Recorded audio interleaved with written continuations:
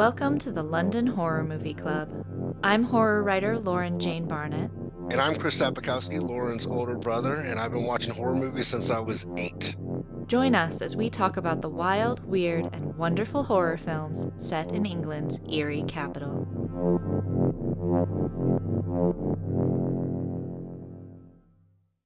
Happy September, horror fans! And for all of you out there who love Romero films, we have a very special treat for you this month.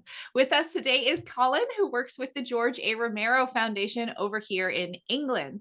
The foundation is based in Pennsylvania. It restores and preserves Romero's work. It offers scholarships, and it even has a horror studies center at University of Pittsburgh that it works with, as well as, of course, the archive of Romero's scripts, works, props, anything that you can imagine he donated.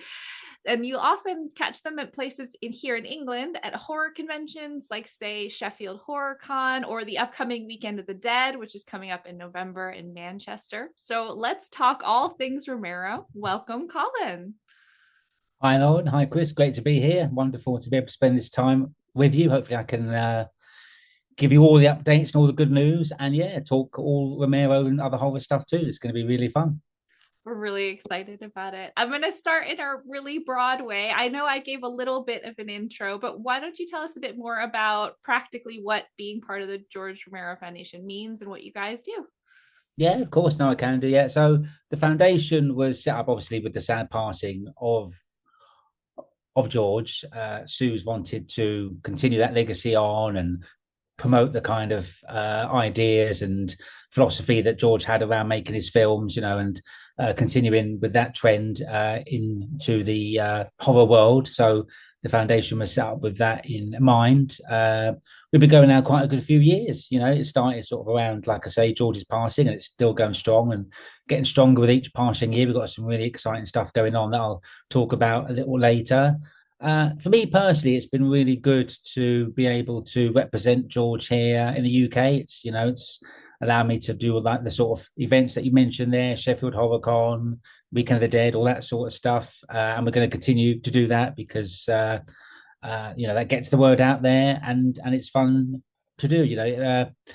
It's frustrating in a way, but it's also good to be able to do it when it comes to George's work, because a lot of people, they know zombies and they know horror and they've got their favorites, and they like to watch what they like to watch, but they don't always know the origins and where it all kind of came from. And George's status as the godfather of the zombie genre, as one of our nice t-shirts says, plug. So it's good to have those conversations with fans, and then they go away and they think, and then they say they're going to watch Night of the Living Dead or watch Dawn of the Dead. And it has happened where I've had fans come back to a table. Oh yeah, we sat and we watched, the original kind of trilogy, and now we see where, the origins of the zombie movies came from, and all these like shows like Walking Dead and how they've all, basically evolved from then. So it's good from that point of view. We do a lot of work in that respect. The fundraising is great because we're all volunteers. Everybody at the foundation is a volunteer. We give our time because we just love his work and horror so much. So the fundraising really helps because that goes into restoring and creating some really exciting projects and some really exciting pieces of work that are now out there for all to enjoy, where before they may have been stuck in somebody's basement, almost unheard of. Now you can go online or go into a store and pick up whatever it might be that is a piece of George's work that we didn't know about or couldn't get because it was locked away somewhere. So there's really good aspects to it that I'm just enjoying more and more every day. Isn't that crazy that things are to that point now where, even just 15 years ago, 10 years ago, you almost had to like seek out what you wanted to watch, and now it's at your fingertips. Like I can be on my phone in a waiting room somewhere and really find multiple things to watch. Yeah, it's crazy, and I think, I mean, obviously there's the ongoing friendly rows about streaming and having stuff Right. on hard copy and all that sort of stuff. But I'm really glad. I mean, here in the UK, you've got Dawn of the Dead on Amazon Prime, and I think that's really good. I think that somebody who's maybe just scrolling or thanks to the algorithm finds that, on their recommendations and watches it. I think that's brilliant because that's Yeah. another fan, and then that's somebody who can appreciate the work, and then from Dawn of the Dead they can go off and they can explore this. I mean, my entry into the Romero world, if I go way back to the dark days of me being a wee young boy in northwest London, where there was no streaming, there was Right. only 4 channels, and you had to be in bed by 9. I discovered Day of the Dead at the local video store. And that was my entry into this world. So that will always have a place Yeah. in my heart, and I do, you know, probably prefer it to Dawn of the Dead if I had to ask, if I had to say. But I get why Dawn is so revered and so special to a large number of people. But yeah, you couldn't get this stuff, and I remember having to go into the video shop and like sneak in, and I'm a little 8-year-old kid looking at the horror section, and fortunately the guy running the store didn't care about certificates and kind of ages. And my grandmother at the time, as long as I was sat in front of the TV being quiet, not bothering her, she didn't care what I was watching. The fact that someone's getting their head like kind of ripped off by the eyeballs didn't seem to fuss her too much. So I discovered Day of the Dead. So it was difficult, I mean, I hadn't even heard of it. I just loved the video cover, because there was no internet, there was no streaming, there was no social media, so you had to just try and stumble across these things. So it is good in a way. I know it can be a bit overwhelming with so much now, but I think it is good in other ways to discover these old classic works that are just, Right. amazing and standing the test of time. And that's one thing at the foundation we want to do. We want to say, this is George's legacy. These are great films. They stand the test of time. Some of George's underlying messages, particularly Dawn of the Dead, with consumerism and our obsession with material items, and then Diary of the Dead. I mean, George was a real pioneer in that respect. I mean, long before anything we see now with influencers and streaming and going live, he was making a found footage film that the guy was streaming. And I think, then it was literally like, what the hell is even this, But he was such a kind of pioneer in that way, ahead of his time. It's great to be able to help people go back and find that stuff. It really is quite rewarding. Yeah, God, I bet. I'm curious now because you mentioned that you were quite young when you first saw Day of the Dead. What other films did you get kind of hooked on? Because he has quite a wide canon of films. Yeah, it does. Well, I've always loved movies, big movie buff, massive movie buff, always ever since I kind of understood there were these things, movies. But horror in particular always seemed to draw me in. I remember, I think it was probably even before Day of the Dead. I'd have to double check that, but it would have been around that time. I discovered a little film called A Nightmare on Elm Street.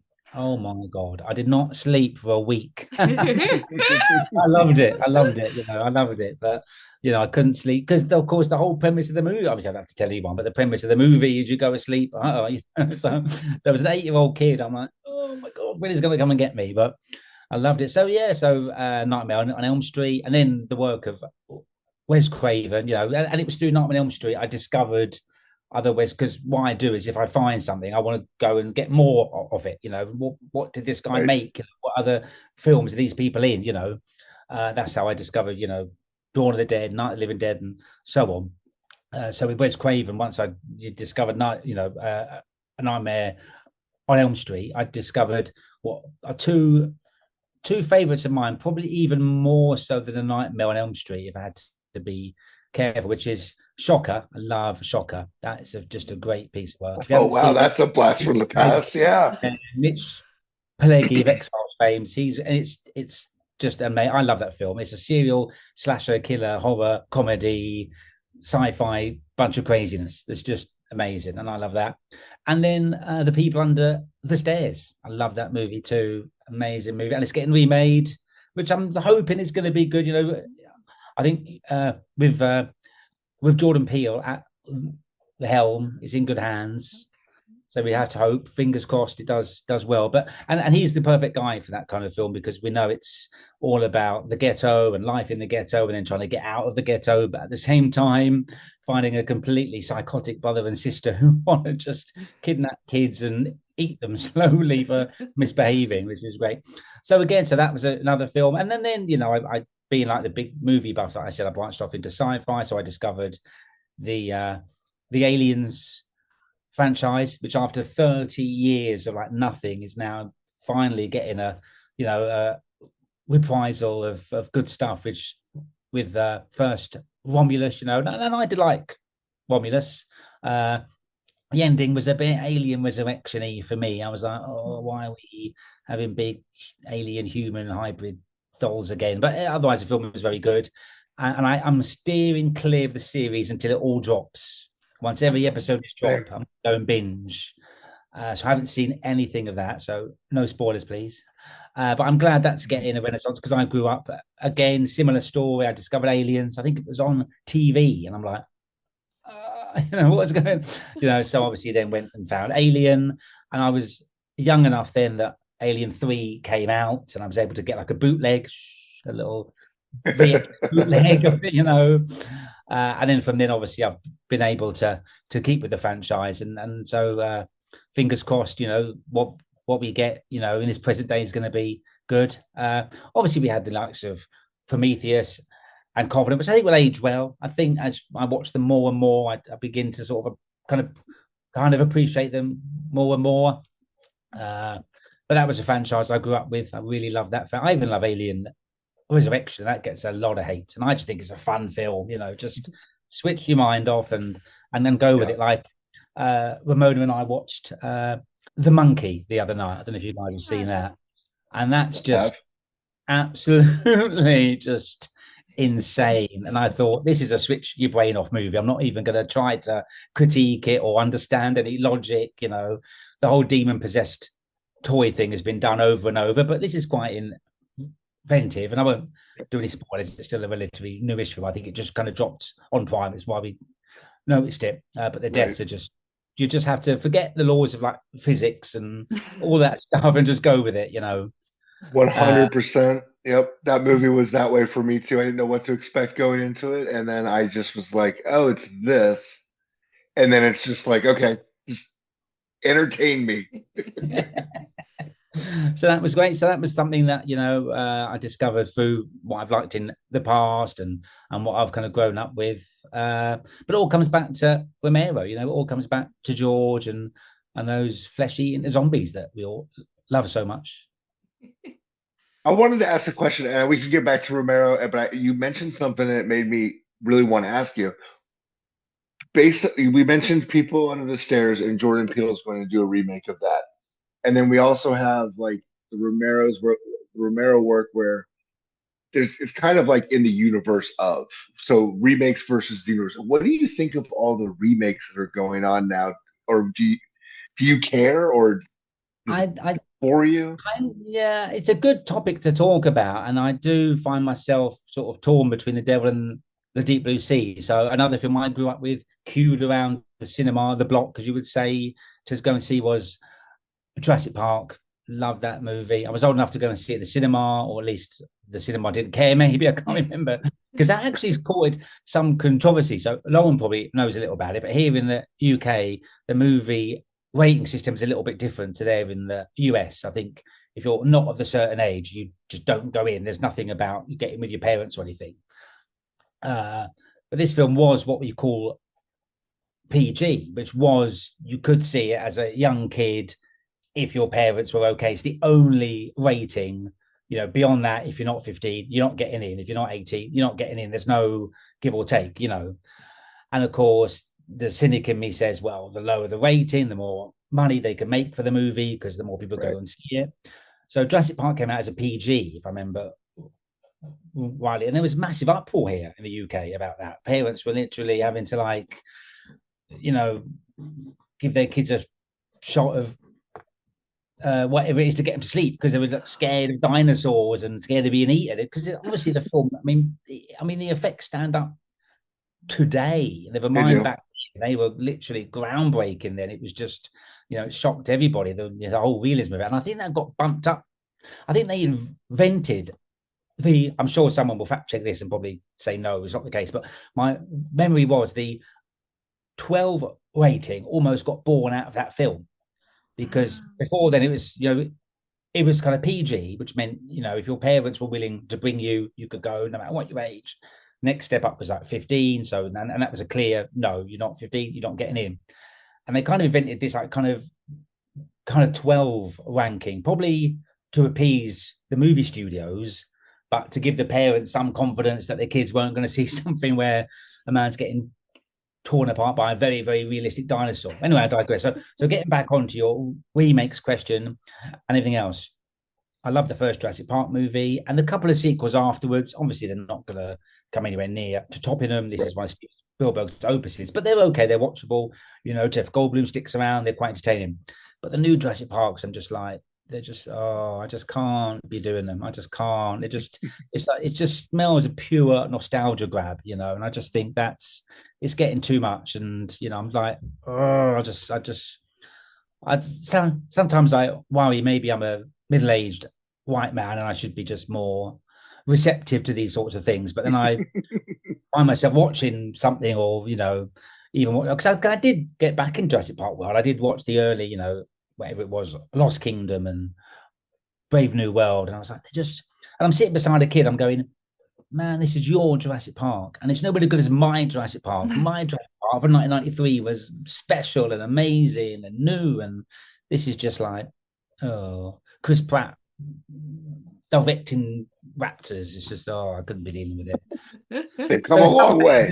Yeah. So I'm not a great fan, I must admit, of a lot of these remakes and reboots and everything else that's going on. I mean, if it genuinely continues a franchise, if it genuinely picks up where something left off and it carries it on into a different direction or into a new space, let's give it a look. But these are just, they go to the island, they try to contain dinosaurs. Obviously, that goes wrong. A lot of people get eaten, and they all go home. And you're like, well, that's been done before, So, 9 times. Yeah, there are others I can think of, I'm sure. I don't need to pick on Jurassic Park, but yeah.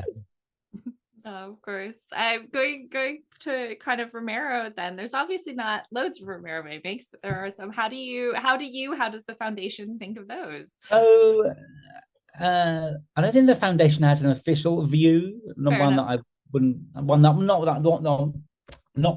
one that I'm aware of.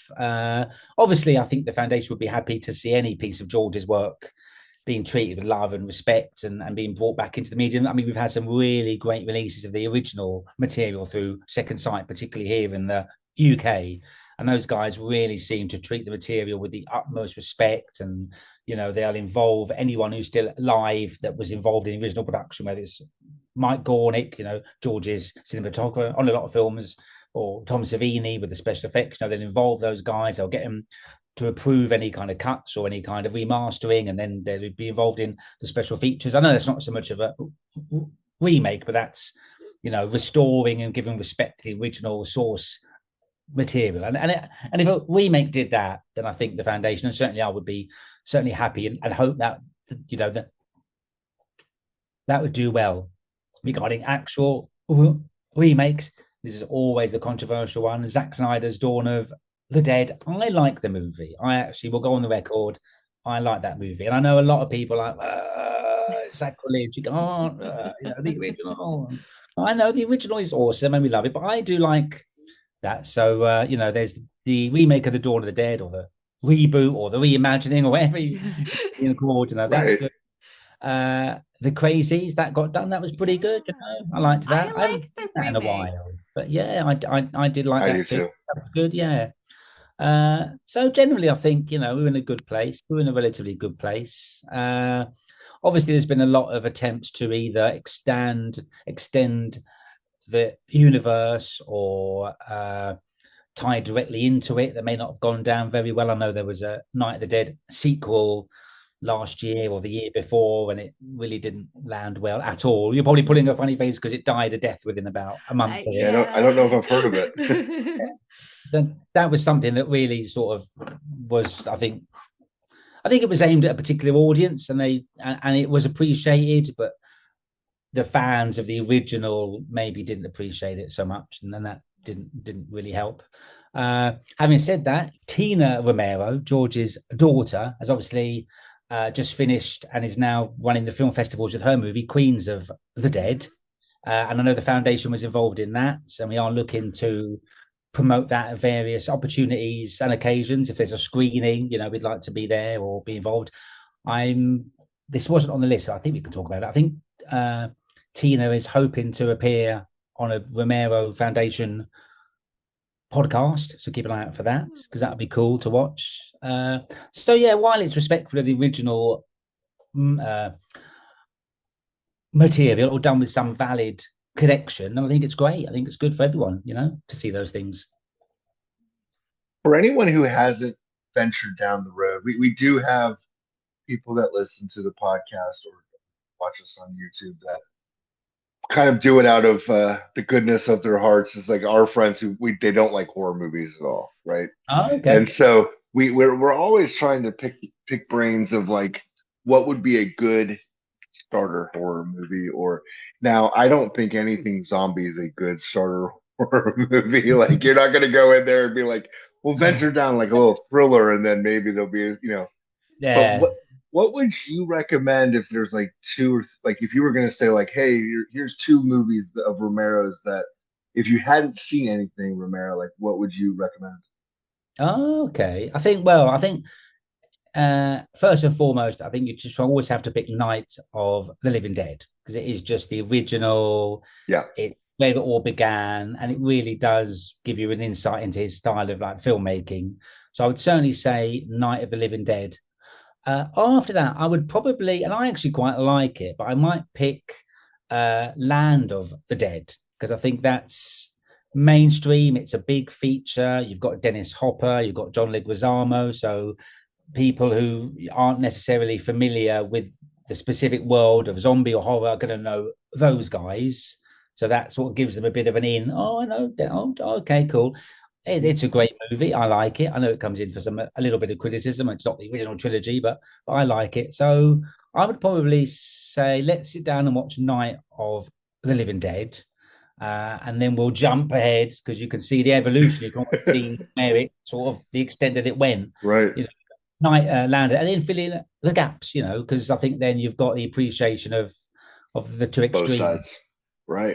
Yeah. So that'd be my my Romero watch starter party. kit. If I was allowed a third, I would go off zombies completely and go for The Dark Half, which I like. Stephen King adaptation, still holds up today, and a pretty good film all round. That is a good one. That's a harder one to find nowadays, isn't it? Oh, yeah, it's a bit like Bruiser. It's difficult to find. It's not kicking around on any kind of streaming platforms, and it's difficult to kind of buy even, in the shops and such. But yeah, if you can definitely find it, I would recommend it. It's to be perfectly blunt, George didn't have a great experience making it. Him and Timothy Hutton sort of kind of did a bit of head clashing throughout it. But I think what came out is a pretty good film, and it's off piece. It's not zombie. It's not tied to others that you might need to have seen before. It's standalone, so it's giving you an insight, into a different part of that world. If you don't mind me moving a little bit sideways from movies, I am massively fascinated with the archive itself. I have an academic background. I love libraries and archives. And so I'm a little curious about like some of the interesting things that the average person might not think would be in the archive, or something that you were really excited about when you saw it. Yeah, no, definitely. Yeah. So for anyone who's not familiar, in the University of Pittsburgh and the foundation have very close ties.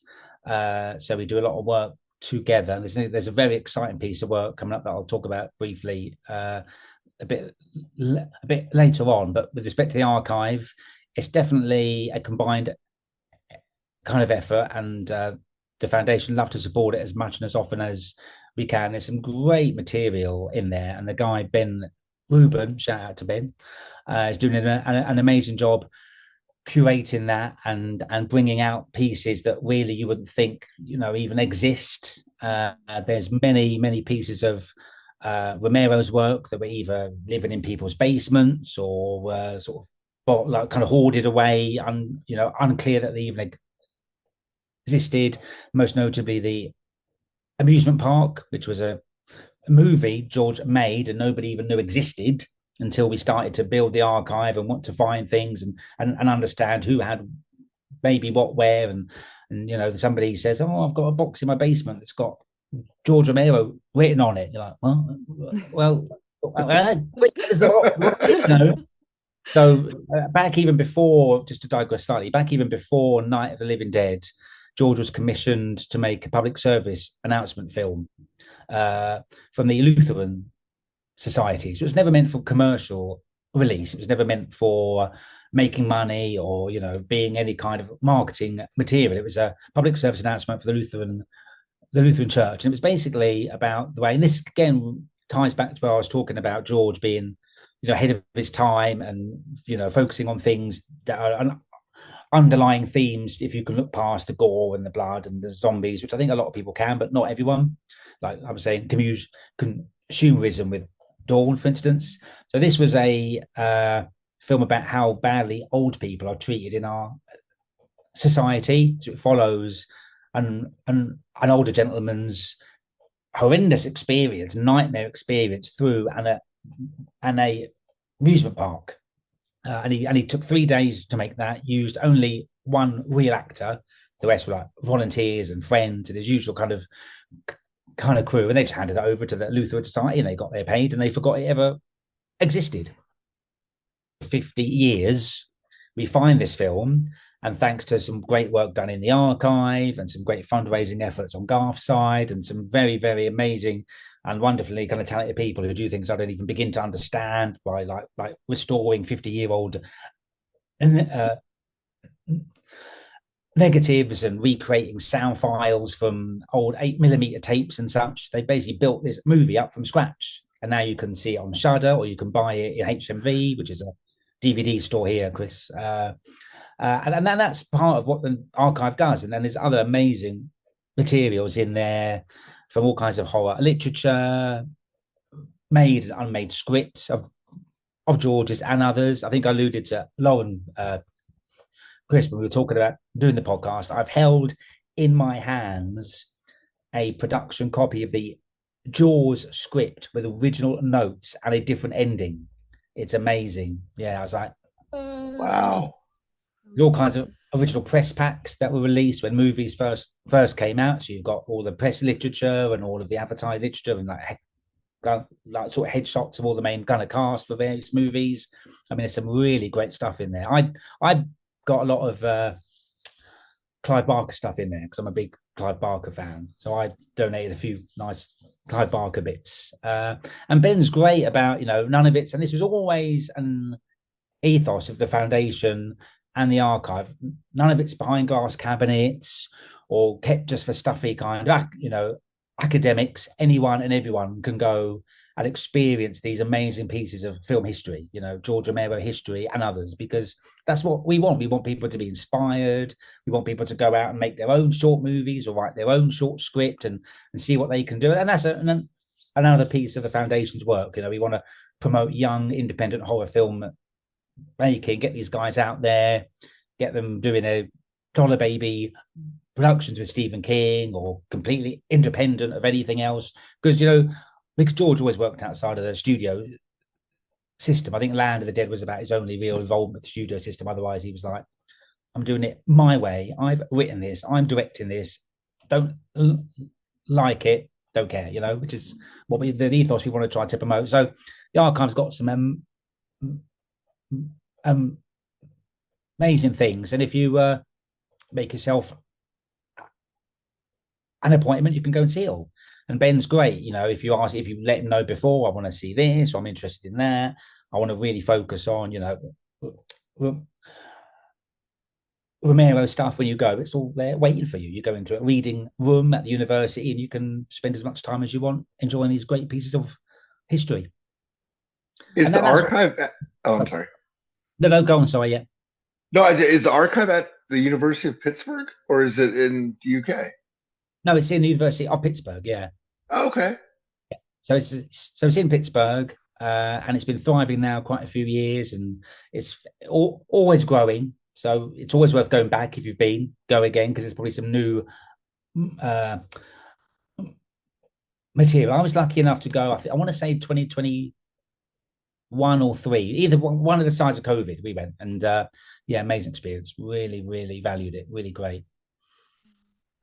I'm excited. I get to go in a couple weeks' time, actually, and I'm buzzing. My head's gonna Yeah, explode. you've got to do a live stream or something, it's great. And that's the Right. other thing, they're really cool down there as well. The guys are really cool because they're all horror nerds. Ben's a big like sort of horror nerd, we're all horror nerds. So you're not like in some stuffy room with academic. I'm just have a go at academics, but you know what I mean. It's really cool, laid back thing. So that's what also makes it fun.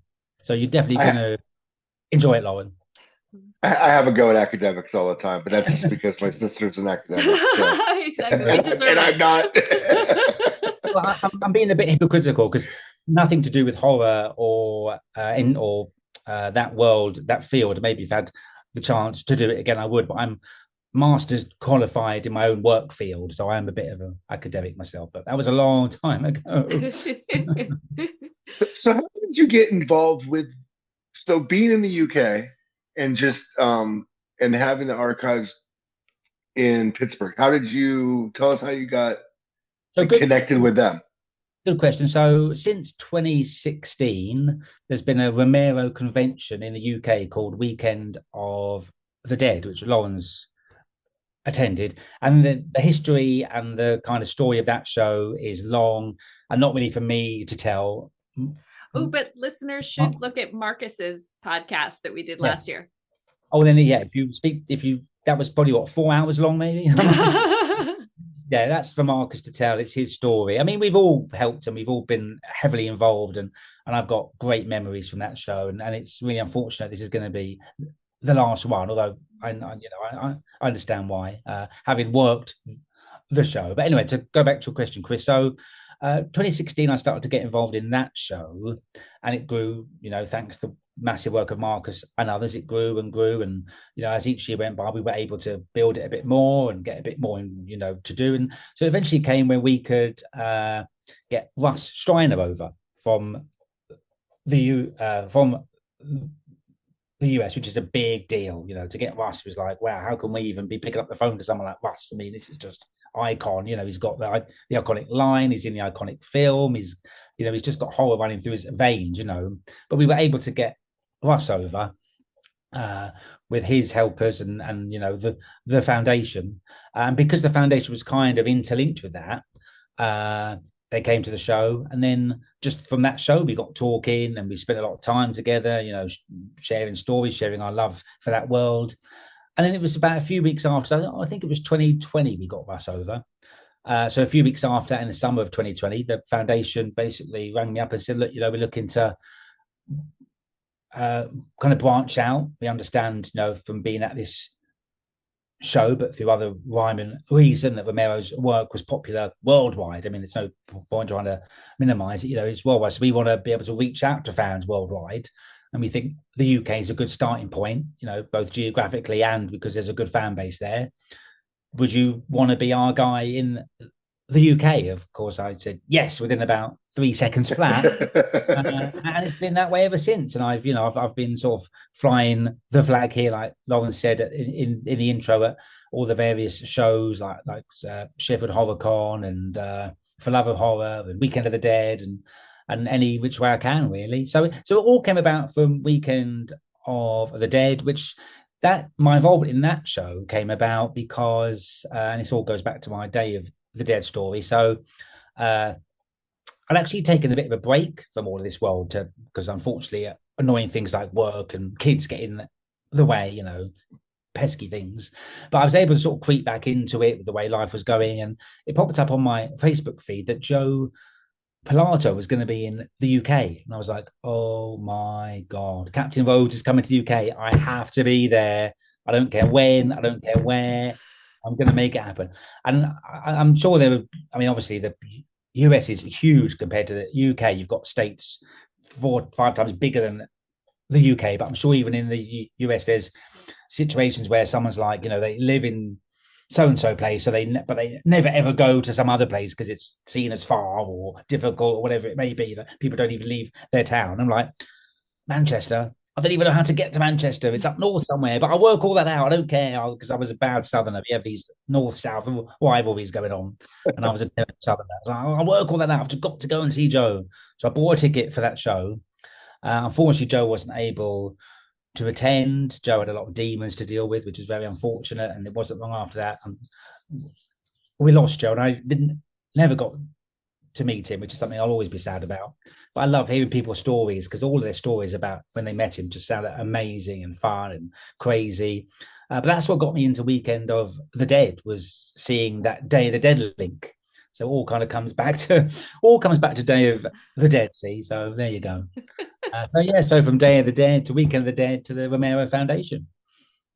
That's fantastic. As we're on the Weekend of the Dead, I know that this is coming out at the end of September, and so if anybody in the UK is interested in Weekend of the Dead, would you mind giving a little bit of like what people can enjoy at definitely. Weekend of the Dead? Yeah.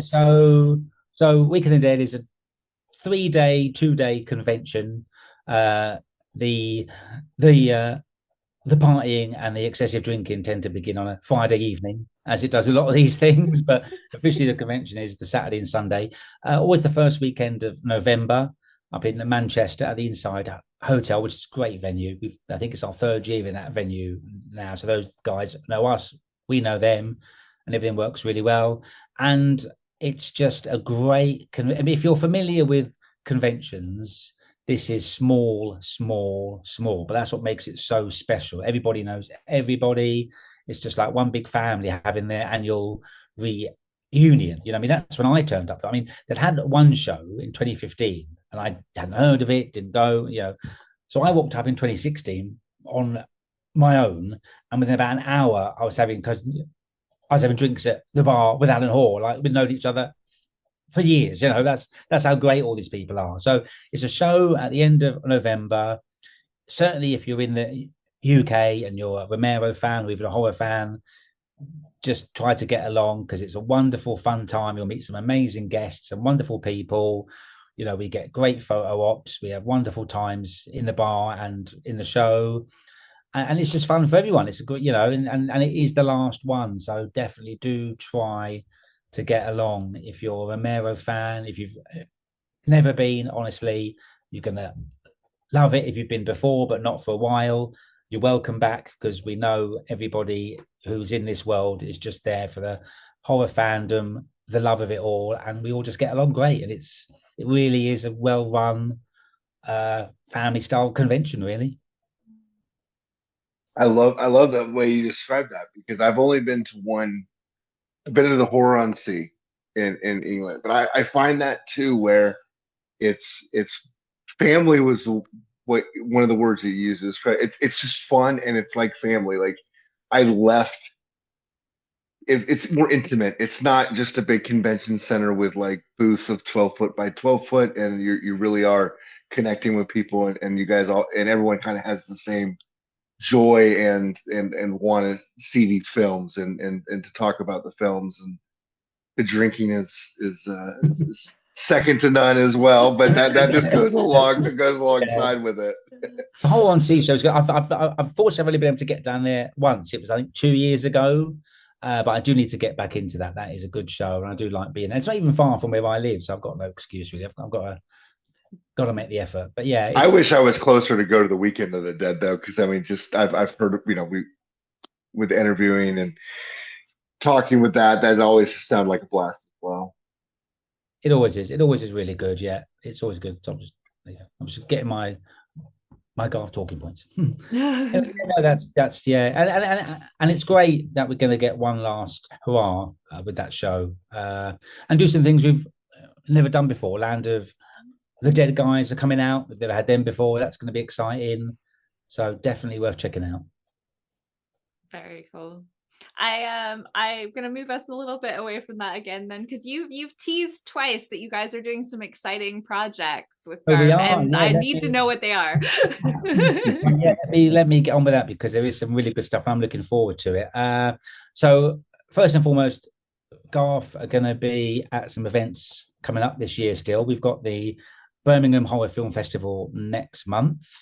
All going well, we'll be screening a short film that Garth helped fund called Stay, which had some good success on the film circuit. George Romero makes an appearance in that movie, which is great and fun to see. So that's hopefully something we'll pull together, and we'll have some Garth merch there for sale, which is always good and exciting. So we're going to be at Birmingham Horror Film Festival. For those stateside, we're going to be at the Living Dead weekend in October at the Monroeville Mall, the birthplace of all zombie horror. I personally won't be there, but the Garth will be there. And then weekend of the Dead. So that's our schedule for this year, which is still quite busy, even though we've not got much of the year left.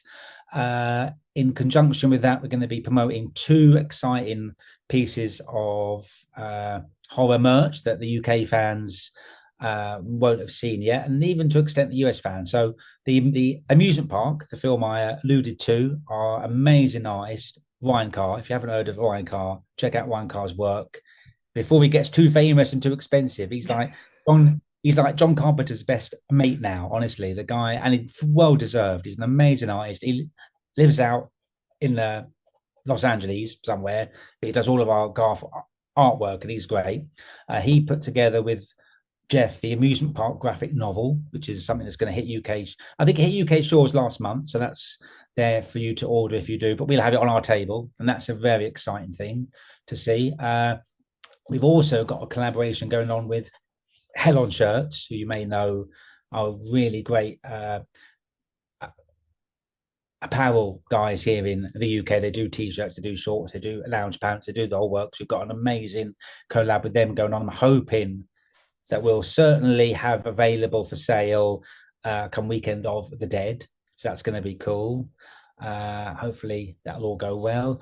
And then the only last thing I wanted to mention, because it's picking up traction now, and hopefully we're going to get some concrete stuff this fall, as Jeff keeps calling it, is the University of Pittsburgh's and Garth's Horror Studies Centre, first of its kind in the country, and we're really excited about it. It's going to basically promote horror studies across many spectrums, whether it be ethnic horror or history of horror or new LGBTQ horror. It's going to basically enable everyone to really express themselves in relation to their horror output, and that's going to be the University of Pittsburgh and Garth as a great collaboration. There's going to be a new kind of campus around all that. Really something that we're a lot of people have been working a long time to get this off the ground, and I think this year is going to see the start of that. So that's really exciting. And then going on to next year, we're going to be at Living Dead weekend in the summer in June for the Monroeville Mall event again, and just keeping up with things as they go. Really, yeah. There's lots to look forward to. The apartment. Geez, I apologize. The amusement park. I don't know why apartment stuck in my head. The amusement park graphic novel is that available to purchase online for people who can't make it to one of the shows? It's available. Yeah, it is. It's available through Amazon. I believe it's also available signed through the Garth website. Jeff and Ryan have signed copies, I think, that are available. And then for guys who either like to have a physical copy in their hand at the point of purchase, or just want to give us some support, it's going to be available on our table at those events that I mentioned. So if you do want to get your hands on it as soon as, obviously order it online, and that, I mean, everything helps. So wherever you may order it from, all helps. But yeah, if you want to get it through the Garth website or one of our kind of tables, that probably helps a little bit more. So yeah. No, totally. So when you're doing the various conventions and things, I'm always curious about how when people come up to you, is it usually through one of the Dead movies? Like, do they go, oh, I loved Dawn of the Dead, Day of the Dead, whatever? Is that kind of the entry point for most people? Or do you go with some people be like, oh, Martin was the best? There's one of two ways. There's the way that you've explained. Is sometimes I'll see somebody wandering along with a Romero style t-shirt and I'll go and grab them. I say, oh, wait, come over here. But yeah, generally people come up to the table. Generally what happens is you do get a percentage of fans that will love a piece of George's work, typically Dawn of the Dead, but the likes of Martin have their like fan base, and the other Day and Night, and we have a good chat with them, and they won't necessarily heard of the foundation, but they'll be familiar with George's work. So then we'll talk about the sort of work that the foundation does, and gas about George's work as well, because why not? It's awesome. But there's also a percentage of people that'll be wandering around and they'll make some spurious reference to like The Walking Dead, and I go, wait, without George, there's no Walking Dead. I'm like, what? I said, George invented the zombies, Day of the Dead, gave Greg Nicotero his start. Greg from there went on to this, that, the other, and then The Walking Dead. So there's a direct correlation. No Walking Dead, no George Romero, no Walking Dead. And, like, oh, and then they open their eyes, and hopefully I send them off with the successful action of going to see Night or Dawn or Day or some other awesome work. There's got to be a ton of people that are all about Walking Dead, of how popular that was, that really never ventured in before that. I think there is, and I don't take anything away from the show. I love the show. I watched that show, right up until season 9 or 10, and then things got in the way and whatever else. I don't get too much, but I don't take anything from that show and the great work Greg has done, and he's used that show to do some good homages to George's work. He's either with a particular zombie or a character name. But you're right, there is a whole swathe of people. The best sometimes that you'll get, and it's at least something, is that you'll be speaking to somebody and you'll mention Dawn of the Dead, and they'll go, oh, you mean Shaun of the Dead? I love that movie. And I'm like, no. Dawn of the Dead is a film. And now let me tell you all about why Shaun of the Dead exists. I restrain myself from getting around the neck. Yeah. But it's kind of nice. It's kind of almost like you're kind of excited for them, because if they really are into that genre of film and like that, the zombie film, like they're now brand new to like what created it. Like they're getting to see it all, brand new, fresh eyes. And I do envy them, because it goes back to me being that 9-year-old boy walking into that video store and seeing just the poster for Day of the Dead and going, oh, I must understand what this is, So my mind goes back to there, and I kind of envy them a bit, because I think if you're going to discover this world, you're in for a real treat. Oh, yeah. So out of curiosity, obviously you really love George Romero's films and things like that, but do you spend a lot of time looking at like stuff like the special effects side of it, which he obviously has a hand in, but like is very much Tom Savini, or do you get really into like the cinematography at all as well, or is it more the story and the message that draws you into these films? Probably more the story and the message. Having said that, I do love behind the scenes stuff, and I do try to consume as much of that as possible, whether it's to do with, I love scores and movie music. So I might tend to sort of lean on to that if there's an element of that within a package of special features.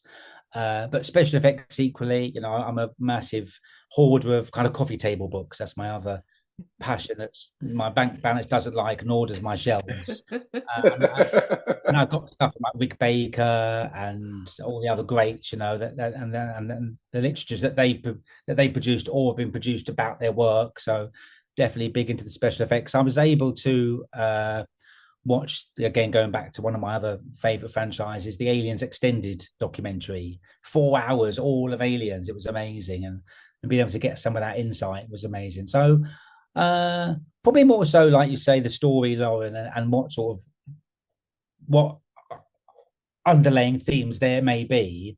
But I'm definitely interested in how the film was made as well, and how the score came about, and all that sort of stuff. I do like, once I get older, something I do like to try to get into it as much as possible. What would you recommend somebody going back to the archives real quick, because it keeps going to the front of my brain? What would be something that you'd say, do not miss this when you go to the archives? Like if I was going to go to Pittsburgh and reach out and get an appointment and want to go see it, we like don't miss this. Like whatever you do, you got to see this. Any of George's original handwritten works, for starters, because there are unfinished, unfilmed scripts, like with Day of the Dead. I mean, the Day of the Dead original script is a like a 4-hour opus of Wow. unbelievable storytelling and characterizations. It's just, because of budgetary constraints, everything else had to be chopped down and chopped down and chopped down and chopped down. So any element you can get on the original Day of the Dead philosophy as it was born from George's brain would be amazing to see. That Jaws script that I talked about, definitely worth seeing that. And then, not to blow my own trumpet, but I donated some cool press packs, and I would definitely say get your hands on those, because they were only ever issued out to journalists of that time, so they're difficult to come by, and so definitely see them too. And anything that you might be interested in, because it's going to be so much fun.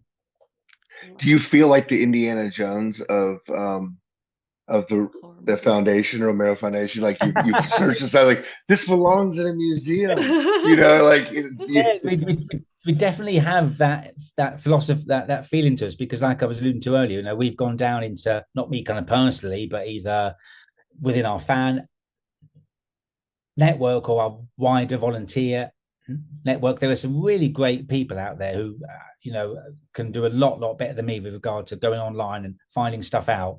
And they discover there was an extra from Night of the Living Dead who's who spent a couple of days on set, whether it was as a background zombie or helping out with the crew, whatever it might have been. They track this person down, so they find the actual person, and there's a couple of guys now doing conventions because of that.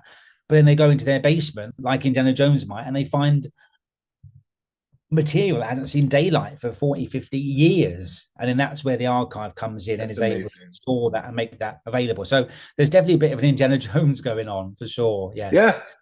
Yeah. And I think there's still going to be some opportunities for that as time goes by and other people, come to the surface through all the wonderful world. I mean, the internet is great for some things. It's great for this sort of stuff because, we can find things we never knew still all this time on. Yeah, exactly. Out of curiosity, does the archive have any of the scores or any of the original recordings or anything like that? Since you mentioned loving scores. Not sure. I know there's some great work John Harrison has put together that is helping on that side of things, because he scored Day of the Dead and then did some other pieces of work for George. And John is, wildly successful in his own right as a movie maker, producer, doing the Dune stuff back in the 80s and all other kinds of work. And I was lucky enough to, after he appeared at Weekend of the Dead, drive him and his wife back to Heathrow. And it's about a 3.5-hour drive from Manchester. So I just had 3.5 hours of his brain. It was amazing. It was like a special feature that doesn't exist anywhere, and I mined it as much as I possibly could, because he did Creepshow and all these other great pieces of work, So I know there's some work going on, but not as much as I think as there can be. So we'll try and look into that more. I certainly will. That is ridiculously cool. Sorry, Chris. Oh no, I just am curious with the Weekend of the Dead being in its final year and you kind of going to all these shows. Will something take Weekend of the Dead's place kind of years going forward? What I'm assuming there's no lack of festivals or conventions that you can go to. Do you have some in mind or how do you pick those that you would go to show off the foundation and George's work? So, I mean, in all honesty, I'm not too sure what will pick up the mantra from Weekend of the Dead. Hopefully either a standalone show or some sort of bolt-on to an existing show. I mean, I don't know I think I do know in the US, I think it's kind of the same, but the convention world has just exploded here in the last few years. It's gone absolutely, there's almost a show every weekend now, it's kind of crazy, and we are moving into the time where horror gets crazy now because it's October going on and all that sort of stuff. So hopefully there's going to be opportunities for Romero as an entity to continue on with regard to being able to have people meet the guys that made these movies and were in these movies and talk about Romero, and anything I can do to facilitate that, I certainly will. And then within the wider horror remit, because Garth are so keen to promote new works in the spirit of George, young independent filmmaking, any aspiring writers out there, any aspiring horror directors and creators, we want to be able to give a platform for to be able to get their work out there. That's another thing that we're going to try to work on. So it's trying to keep the Romero lights glowing, but also promoting and getting new work out there. And that can be any show. We can do that. That's why I go to the likes of Sheffield HorrorCon and other shows to spread the word, and the Birmingham Horror Film Festival and the likes, because we want to be able to branch out and maybe find the next George. Who knows? That's that most greatest thing. If we could do that. No, it fits very well with him. He was very much something new and different no one expected. So it's good to see that still being championed rather than the constant what works for a studio cycle. I always broke the mold, I think. Yeah, which upset a few people, but I think it upset the right people and worked out well. So yeah, that's what we hope to continue to do. Well, at least they haven't gone down the Jurassic Park world of now that there's, Chris Pratt's not training zombies. So we haven't gone down that road yet. Like there is an avenue, but we can just stay away from that. Yeah, which I'm kind of glad about. I mean, like I say, anybody who takes the work in a different direction or, respects the source material to a high level and produces something off the back of that, I'd be excited about. But let's just hope, we don't end up just having nostalgia grabs. That would be good. Yeah, definitely. I know we're getting towards the end of our time here. You mentioned Halloween is coming up really close. What are some movies that are on your Halloween watch list so that our viewers can put them on theirs?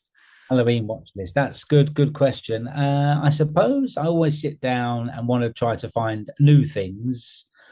And Amazon Prime is great for that because they have crazy stuff on there that I've never even heard of sometimes. So that's good. Oh, yeah. But I do tend to fall back on old staples a lot as well. So the original Halloween itself, obviously, that's going to feature somewhere within that watch list for definite. What else could there be? The original Scream. Love the original Scream. Yeah. So I think another franchise that they've rebooted, but not so bad. It's kind of doing okay. So let's hope that continues in that direction. But yeah, the original, again, Wes Craven. So love the original Scream. Like I said, the original Halloween. The original Jaws. Love the original Jaws. Just celebrating 50 years now. Yep. That's always going to be on a list. I know I'll go away from this podcast now thinking about 15 other films. What about saying that? What am I saying that? But yeah, it's just, it'll be a case of, I think, a lot of old kind of classics and hopefully mixing in some stuff I haven't seen before. Do you have anything that's coming out that you've seen trailers for that might be like a brand new ideas that or something? I know that at least here in the States, Conjuring Last Rites just came out. I've been on the Weapons promotional tour with my friends and family, and I don't know if I feel the same way as everybody else does, but I love that movie. But is there anything that you haven't seen that's coming in, ready for release? The Conjuring Last Rites, definitely, because that is a bit of a guilty pleasure of mine. The Paranormal Activity films are a bit of a guilty pleasure of mine. I do like those films, so definitely Conjuring Last Rites. I definitely want to try and get and see that. What else was coming out? I'm off now to see The Long Walk, which is a Stephen King adaptation. So hopefully that kind of counts as well. There's going to be something coming out, and I know my mind's gone completely blank. But this time of year is always going to be good for something. The new Toxic Avenger film. I want to check that out. The new Toxic Avenger movie. I want to definitely check that out. I love the original, so definitely. I haven't seen it. If you have, hopefully it's good. I'm going to definitely try to give that a watch before it finds its way onto some streaming platform, because the big screen is always special. You've got to try to get. On. I actually just saw that it was coming out in the regular theaters, and I was like, I will go see that. Now, nobody that I know in my immediate world will go see that with me. So that'll be me sitting at the theater by myself. But yes, to see that on the big screen and not just on a VHS tape that was in someone's older brother's, VCR, it'll be great. Yes. Good, yeah. Awesome. That's a really good note to end on, actually. So I'll just say thank you so much for coming on. It's been Thank so you. It's been so cool. much fun. Yeah, I've loved it. Yes. Great meeting you, Colin. Thank you. Great meeting you two guys. And I'll see you soon, Lauren, in the UK. And hopefully see you soon, Chris, on your next visit. Yeah, We'll definitely. see you very soon. And of course, thanks to our audience. Thank you for listening. This has been the London Horror Movie Club. If you want to share your thoughts about this episode, please head to our Facebook or YouTube pages. We're grateful to Cucurbit, who made our music. Thank you for listening, and please join us next time for the London Horror Movie Club.